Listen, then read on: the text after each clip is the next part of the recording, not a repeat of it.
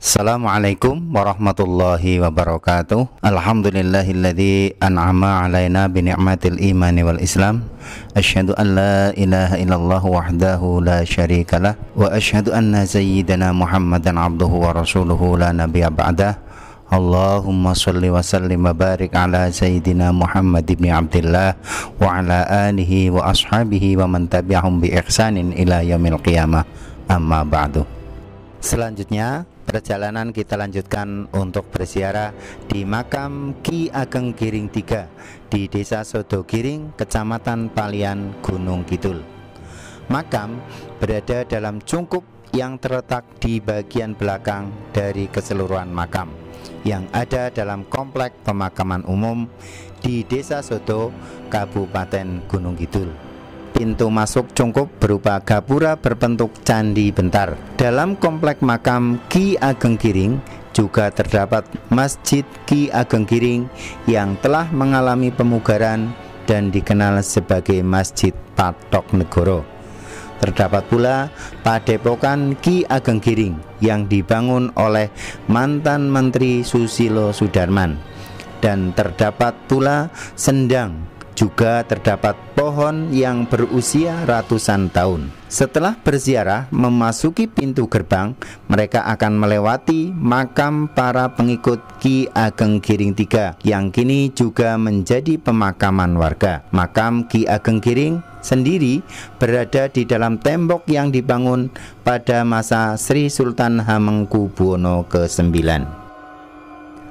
Berdirinya Kerajaan Mataram Islam tidak bisa lepas dari dua tokoh legendaris, yakni Ki Ageng Giring III dan Ki Ageng Pemanahan.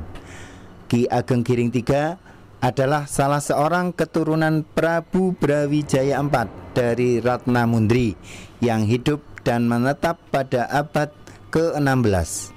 Ayahanda Ki Ageng Giring I adalah Prabu Brawijaya IV Raja Majapahit, sedangkan ibunya bernama Ratnamundri.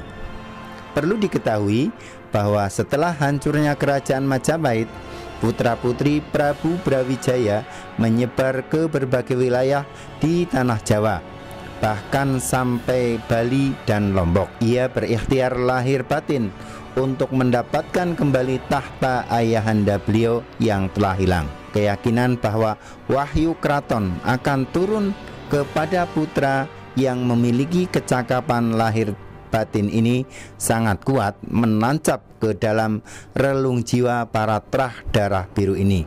Di antaranya adalah Ki Ageng Giring.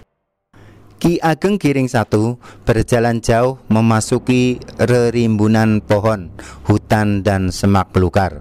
Sungai, gunung, dan gua ditempuhnya tak kenal lelah, hingga pilihannya jatuh pada daerah yang datar dengan pemandangan perbukitan dan sungai-sungainya yang jernih. Di dekat sebuah mata air, ia mendirikan gubuk peristirahatannya. Setiap hari berdoa, bermunajat kepada Tuhan Yang Maha Esa agar mendapatkan ketentraman lahir batin dengan seluruh anak cucu keturunannya beserta para pengikutnya. Meskipun hanya sebesar lidi atau sodo, ia tetap memiliki pengharapan agar mendapat anugerah yang agung dari Tuhan Yang Maha Kuasa. Maka tempat tersebut dinamai Desa Sodo. Kemudian Ki Ageng Giring I wafat dan digantikan kedudukannya oleh putranya Ki Ageng Giring II, dan Ki Ageng Giring II pun wafat digantikan oleh putranya yang kita kisahkan di sini, yakni Ki Ageng Giring III. Ki Ageng Giring III menikah dengan Nyai Talangwarih, melahirkan dari pernikahan tersebut dua orang anak, yaitu Roro Lembayung dan Ki Ageng Wonokusumo yang nantinya menjadi Ki Ageng Giring IV. Dikisahkan isyarat akan turunnya wahyu Keraton Mataram di Perbukitan Kidul itu atas petunjuk Sunan Kalijaga. Oleh Sunan Kalijaga, Ki Ageng Giring III dan Ki Ageng Pemanahan dianggap sebagai santri yang mampu menjalankan tirakat dengan kuat untuk menyangga negeri. Adapun Ki Ageng Giring yang tinggal di daerah Palian Gunung Kidul disuruh menanam sepet atau sabut kelapa kering, dan Ki Ageng Pemanahan disuruh bertapa di Kembang Lampir. Selanjutnya, sabut kelapa kering itu kemudian tumbuh menjadi pohon kelapa yang menghasilkan degan atau buah kelapa muda. Sabut kelapa kering yang secara nalar tidak mungkin tumbuh, namun atas kehendak Tuhan yang Maha Kuasa tumbuh menjadi sebatang pohon kelapa. Selama bertahun-tahun pohon kelapa itu dirawat dan dijaga oleh Ki Ageng Giring di pekarangan rumahnya hingga menjadi tinggi dan besar. Namun Ki Ageng Giring merasa heran pohon kelapa itu tidak juga berbuah sebagaimana yang pernah diisyaratkan oleh gurunya Sunan Kalijaga. Namun Ki Ageng Giring tidak pernah ragu sedikit pun. Kesabaran dan ketekunannya dalam ibadah diperkuat dan terus menjalankan laku prihatin sebagaimana tuntutan atau tuntunan ajaran agama Islam. Hingga suatu ketika pohon kelapa itu muncul degan satu biji saja, dan beliau mendapatkan mimpi yang aneh. Menurut mimpi itu, Ki Ageng harus segera memetik satu-satunya buah kelapa yang masih muda itu dan meminum airnya seandegan atau sekali teguk, agar kelak dapat menurunkan raja dengan kepribadian yang utuh. Oleh karena itu, Ki Ageng Giring III berjalan-jalan ke ladang terlebih dahulu agar cukup haus, sehingga dengan demikian ia bisa menghabiskan air degan tersebut dengan sekali minum. Namun sayang, ketika Ki Ageng Giring sedang di ladang, sahabatnya Ki Ageng Pemanahan datang dari Kembang Lampir dengan maksud untuk silaturahmi. Tuan rumah baik Ki Ageng maupun Nyai Ageng Giring rupanya tidak ada di rumah. Dalam keadaan capek dan haus, Ki Ageng Pemanahan melihat buah degan di dapur. Tanpa pikir panjang, Ki Ageng Pemanahan memaras degan itu dan meminum air kelapa muda itu sampai habis dengan sekali teguk. Ia merasa tidak perlu meminta izin karena ia yakin kedekatan persaudaraan dengan sahabatnya itu. Tak begitu lama kemudian datanglah Ki Ageng Giring dari ladang. Ia langsung menuju dapur dengan bermaksud untuk meminum degannya. Ternyata didapati degan atau kelapa muda itu sudah dibelah dan isinya sudah habis. Ia mendapati sang sahabat Ki Ageng Pemanahan sedang bersantai di depan rumah. Ki Ageng Giring tertunduk lemas. Semestinya Ki Ageng Giring berhak marah, namun seorang yang memiliki kualitas rohani dan kepasrahan jiwa tidaklah perlu marah. Beliau sudah lama olah jiwa dengan memeper hawa nafsu. Betapapun dia menginginkan wahyu itu jatuh kepada dirinya, namun Tuhan bisa berkata lain. Ini bagian takdir yang harus dilakoninya. Ia kemudian menceritakan mengenai wahyu kakak emprit yang diperolehnya berwujud degan tersebut. Dengan besar hati akhirnya ia berkata, "Adi, barangkali ini semua memang sudah menjadi titah Gusti, sehingga aku harus rela anak cucumulah kelak yang akan menjadi penguasa tanah Jawa ini. Namun Adi, apabila engkau tidak berkeberatan, izinkan juga anak cucuku setelah keturunan ketujuh darimu juga ikut nunut mukti." Ki Ageng Pemanahan kemudian menjawab, Aduh Kakang Giring, aku minta maaf karena ketidaktahuanku aku menjadi penghalang kemuliaan anak cucumu. Akan tetapi barangkali ini memang sudah garising papesten. Namun demikian, aku rela dengan permintaan Kakang agar setelah keturunanku yang ketujuh nanti anak cucu Kakang ikut mukti wibowo. Dan untuk itu Kakang, apabila kita kelak mempunyai anak, kuusulkan agar kita berbesanan sebagai jalan tengah. Akhirnya kedua sahabat tersebut bersepakat. Ki Ageng Giring pasrah dan memupus takdir bahwa Ki Pemanahan rupanya lebih unggul dalam kualitas rohani, sehingga dipilih Tuhan yang menguasai alam semesta untuk menjadi bapak bagi raja-raja Jawa. Namun demikian, Ki Ageng Giring mencoba menyampaikan maksud menjadi raja di Mataram. Ki Ageng Pemanahan yang makom jiwanya sudah ngerti saat durunge winarah pun juga ngelenggono, memiliki keikhlasan yang tinggi. Dari musyawarah diperoleh kesepakatan bahwa keturunan Ki Ageng Giring akan diberi kesempatan menjadi raja tanah Jawa pada keturunan yang ketujuh. Bagi Ki Ageng Giring, kesempatan menjadi raja Mataram pupus sudah. Tinggal harapan panjang yang barangkali bisa dinikmati oleh generasi ketujuh. Setelah perginya Ki Ageng Pemanahan dari rumahnya, Ki Ageng tidak bisa menyembunyikan masyghul hatinya. Ia banyak merenung, mupus takdir di pinggir sungai yang kini dikenal masyarakat dengan nama Kali Goang. Nama Kali Goang karena hatinya lagi terluka. Goang kecewa, teriris-iris atas kegagalannya memperoleh wahyu Mataram. Setelah kegagalan itu, Ki Ageng Giring semakin banyak beribadah kepada Allah Subhanahu wa Ta'ala, dan tak lama kemudian kesehatannya mulai rapuh, lalu wafat dan dimakamkan di dekat rumah beliau. Bapak semana sinten Pak? Kula menawi desa niku sing paringi asma Pardiyo. Dados juru kunci pinten tahun? Waduh. Kula niku dipun angkat saking kraton niku mulai tahun 94. Ning enten mriki awit talit kula bantu Tiang Sepuh. Oh. Ingkang dimakamaken teng mriki niki sinten mawon? Ki Ageng Giring, Nggih. Ibu Ratu Lembayung, Raden Ayu Kajuran, Pangeran Alas. Wis sing baken. Oh, sepaken. Lah niki nek samping-sampingipun niki anu makame sinten? Niki Nggih. juru kunci rin. Oh, juru kunci, juru kunci. Nggih. Lah ingkang teng ajeng makame Ki Ageng Giring niku ingkang makam kecil-kecil niku sekawan? Oh niku yang Purwosodo, Nggih. yang Mandung, yang Manten, yang Jambianom. Niku sinten niku? Dados abdinipun rumiyin. Oh, abdinipun. Nggih. Ingkang berarti ingkang sing sebelah kananipun asmane yang Setan piyambak nggih, yang nggih. Purwosodo, Nggih. lajeng yang Mandung, yang Manten, yang Jambianom. Oh, nek Raden Kajoran niku sinten niku? Dados canggah. Oh, canggahipun. Saripun.